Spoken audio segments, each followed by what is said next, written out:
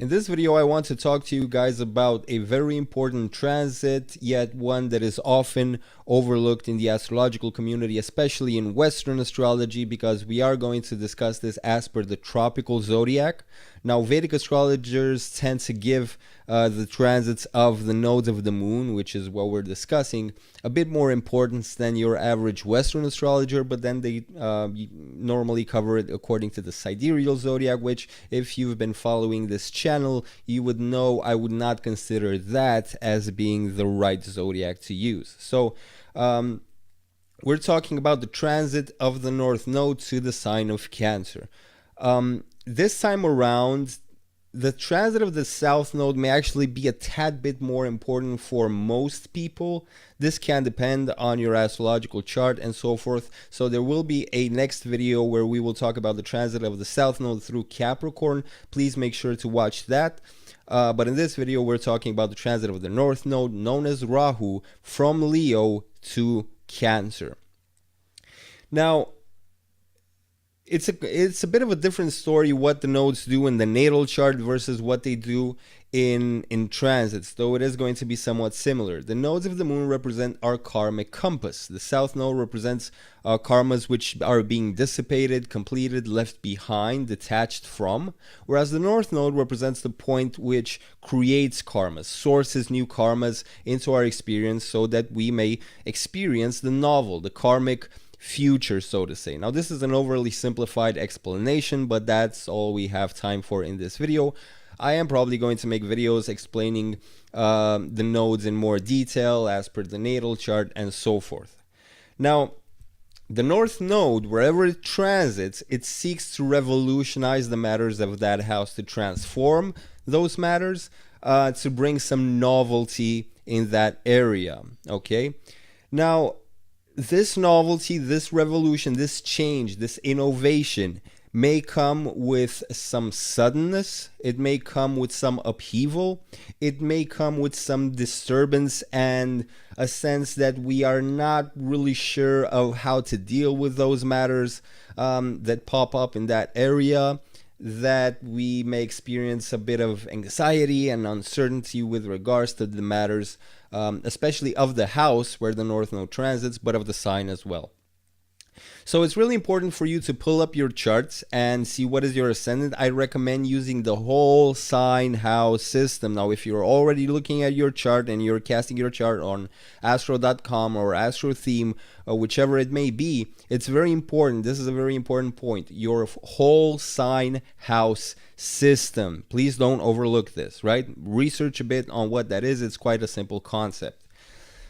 So consider the house as per your whole sign house system, and that house is going to feel the effects of Rahu. Now, Rahu is not something that you're going to miss, regardless of whether Rahu is more significant in your chart. Of course, if this house is an angular chart, if Cancer is your first house, your fourth house, your seventh house, or your 10th house, or rather I should say if your ascendant is Cancer, Libra, Capricorn, or Aries, this transit is likely to impact some areas of your life which are more significant, right? But regardless, look at the description of the house, which is represented by Cancer in your chart, right?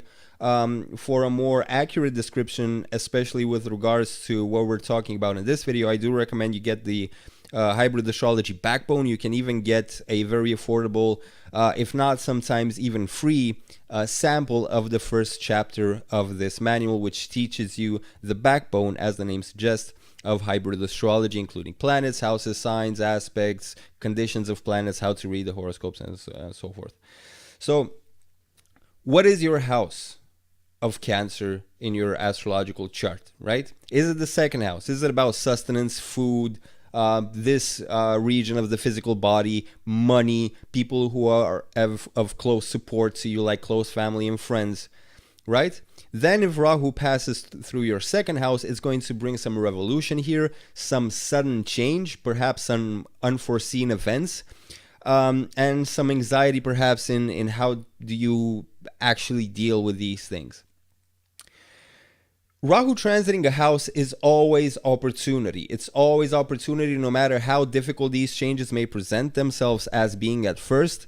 It's always an opportunity to make some innovative steps, to undertake some innovation in those areas of life. So if this is an area of life where you're experiencing challenges or something is not quite going your way, Rahu here may bring a tad bit more difficulty, but at the same time, it opens the opportunity for you to actually step in and think about ways to do things differently, to do things better, to think outside of the box, and to improve overall, to make progress in those areas of life.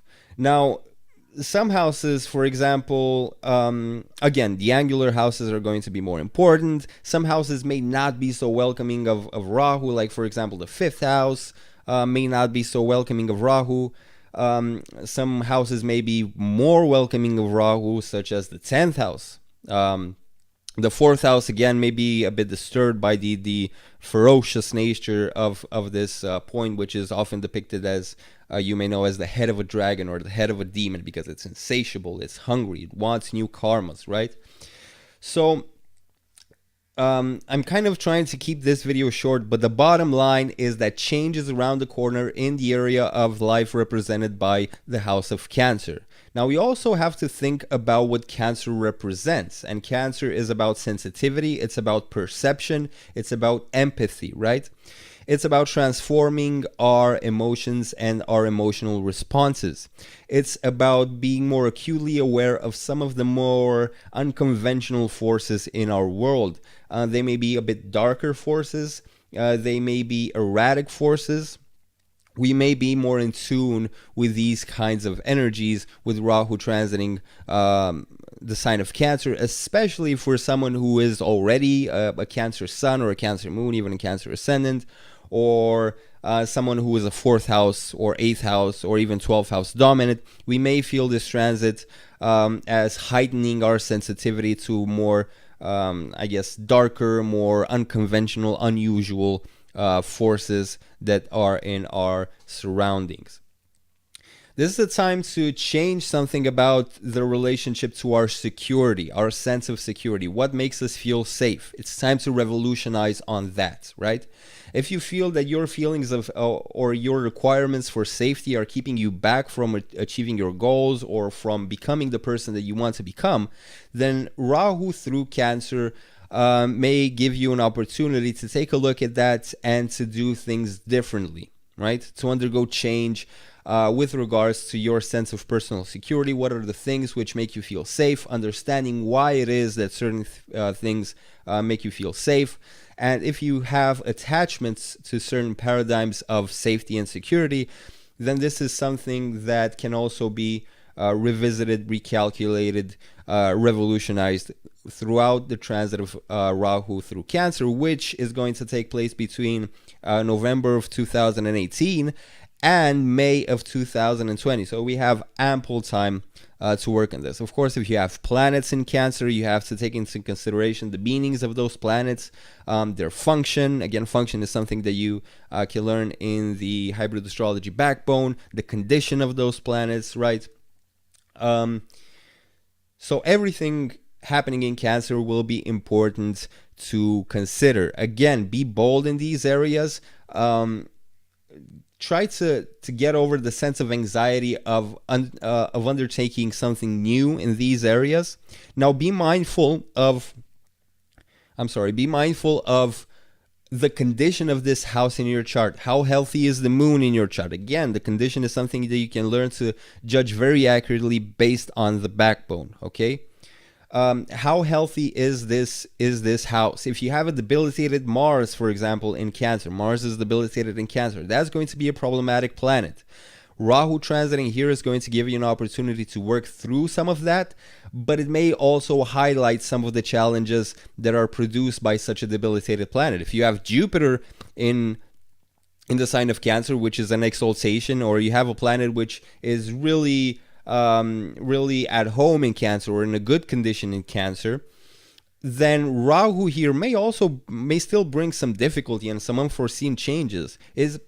Perhaps it's sure that it's going to bring some unforeseen changes, but it's going to be easier for you to find a positive to that and transform that impulse into a positive for whatever situation surrounds this house in your chart. Okay. So guys, I hope that this video will be helpful. Again, it's a bit on the fly, a bit, just shooting random bits of information your way, but I'm sure that you will be able to make something out of it, especially if you have the correct way of looking at your chart. Again, for most people, now this depends, right? This depends which houses are more important in your chart and planets that you have placed in these signs or houses. But generally, for the collective, the transit of the South Node may be a tad bit more important this time around, though usually the North Node is a bit more important. This time, because Saturn is also home in the sign of Capricorn, where the South Node will be transiting, the South Node transit will tend to be a bit more important. So we are going to talk about that in the next video. Make sure to subscribe, leave a comment if you have any thoughts to share. And I hope you enjoyed this video. I'll see you on the next one. Ciao.